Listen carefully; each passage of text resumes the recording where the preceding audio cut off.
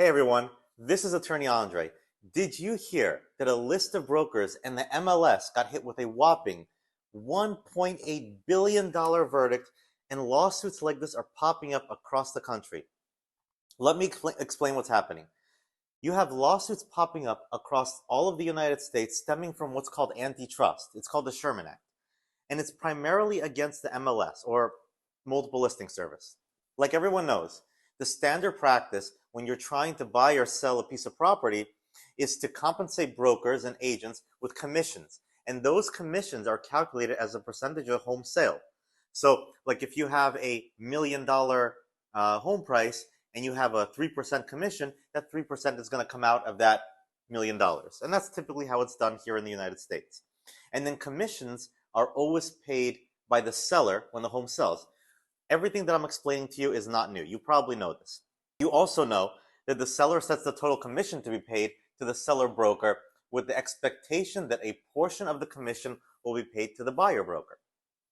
So as you can see, all brokers involved in residential sales represent the seller's interest. There's no document or there's nothing that represents the buyer's interest because everything is coming out of the selling price. Now you can have exclusive contracts and you can have quote unquote true buyer's agents, but those are very rare. Those are extremely rare and typically don't come about. This whole system that I'm talking about slightly changed when the MLS system was built. So when the MLS system was built, MLS required that offers of compensation be contingent upon the cooperating broker acting as a sub-agent of the listing broker. So what does that mean in other terms? That means that the seller's agent is really kind of like a sub-agent of the listing agent, of the seller, because everything is flowing from the seller. All of the money is coming from the seller, not from the buyer. This sub-agency allows cooperating brokers who work with buyers to collect a share of the commissions paid by the sellers without actually representing buyers in an agency capacity.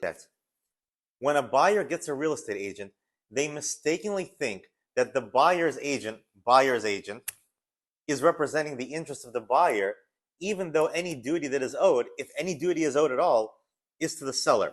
Now in Florida, we have a little bit different situation here, and we have it like this in a lot of other states, where the duty is not necessarily owed to the buyer or the seller, but owed to the transaction. So they have a duty to make sure the transaction goes smoothly. They don't have a fiduciary duty to a buyer or a seller. But if there was any kind of duty, that duty is always going to go to the seller because it's the seller who is putting his home on the market. It's the seller who is paying the commissions. So then you have the MLS, the multiple listing service. And everyone knows that if you hire a broker, a real estate agent, they're most likely going to look from and use the MLS. If you hire the broker to sell the property, they're going to list it on the MLS. A lot of buyer's agents are going to look at the MLS. So everything is going to go through the MLS. The MLS is so pervasive. And the allegation in all of these lawsuits is that the buyers can participate in the use and benefits of the MLS, but only if they agree to adhere to and enforce the anti-competitive restraints set forth in the MLS rules. The buyer-broker commission rule shifts the cost to the seller that will be paid by the buyer in a competitive market. This causes home sellers to pay supra-competitive fees, so ultra-competitive fees, by requiring sellers to make a blanket unilateral offer of compensation to the buyer broker as a condition of participating on the MLS. So what's the effect of this? You have 4 effects. 1, home sellers have been forced to pay the commission of the buyer brokers who represent the interests of the buyers in negotiations to buy their homes, thereby substantially inflating the cost of selling their homes.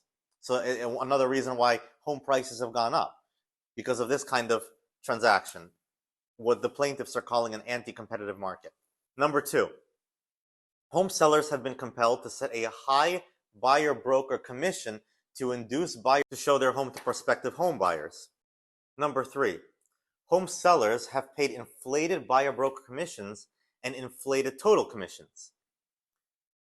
The 4th reason is competition among home buyers has been restrained by their inability to compete for the purchase of a home by lowering the buyer-broker commission. So now you have that background in mind, And what is the actual counts of the lawsuit? Like, what are they suing under? So fine, they're claiming an unfair competition, but what does that actually mean? And what law does that violate? Well, in reality, that violates Section 1 of the Sherman Act, which generally means that in this context, the MLS and the co-conspiring brokers have created an unreasonable restraint on trade, foreclosing the capitalistic free market enterprise that we all enjoy.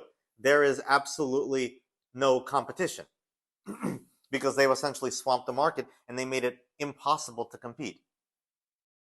So having seen another case get hit with a $1.8 billion jury verdict, the defendants in a lot of these lawsuits are starting to enter into settlement agreements. One particular settlement agreement that is really talked about in the District of Massachusetts federal court, where they agreed to a settlement, the plaintiffs agreed to a settlement agreement of $3 million. Now, $3 million might seem like a low amount, and it really is, because 85% of that $3 million is getting eaten up by costs and expenses. There's like $200,000 in costs and expenses. There's like $250,000 for the claims notices. There's $7,500 to the class representatives, and then at that point you already have $2.54 million.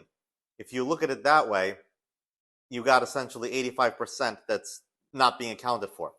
So what you have here is you have a situation where the United States government has a special interest in entering into the case, and that's exactly what they did. The Justice Department entered into the case.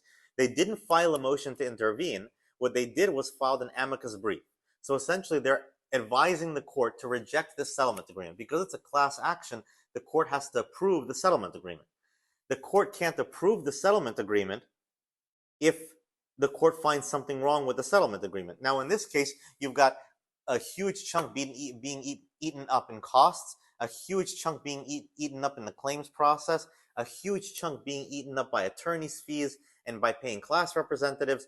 So it's very likely that the district court will essentially say, no, this settlement amount is way too small, especially in light with the $1.8 billion jury verdict that you saw in other cases that are similar in nature. Not the same exact thing, but similar in nature, essentially claiming that there's unfair competition.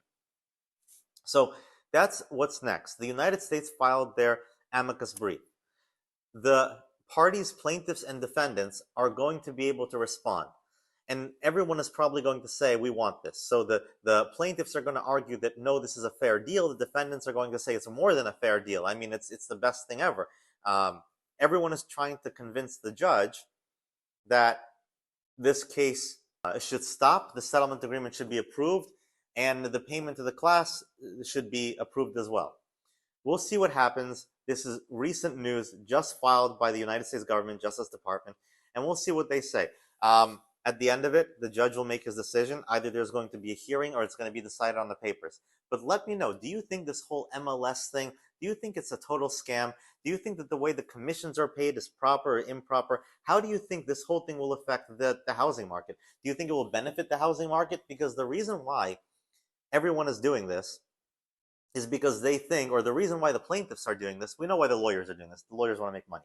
But the reason why the plaintiffs are doing this is because they believe that the housing prices are too inflated and that this will help in curbing the actual housing prices. Like, comment, subscribe. Let me know what you think. Talk to you soon. Bye.